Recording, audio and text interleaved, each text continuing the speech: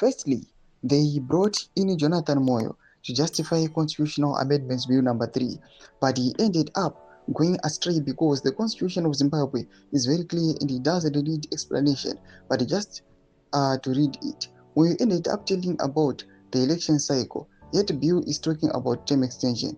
Agenda 2030 is invalid, trying to justify the unjustifiable. When we subscribe or like on the bell icon. BBC no Branyura Chiti.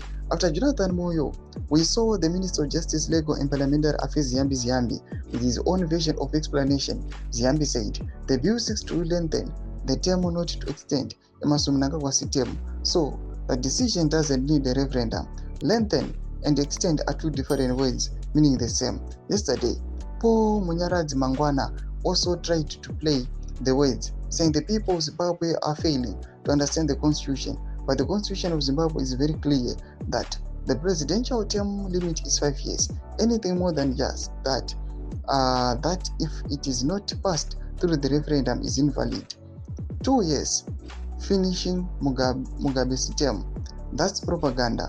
Mangwana must read the constitution of Zimbabwe and tell his colleagues the truth, like what CHAMISA said at the ZANU-PF People's Conference.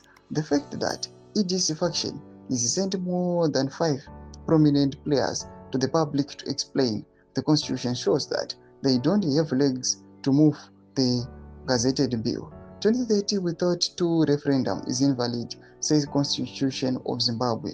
Doma developments aripo. Muna comment section medu za funguro enyu not kudipa msoro pe this obstacle ya usangana nemtukamiri wenyika panawe ku amend the constitution. That was subscribe or like on the bell icon.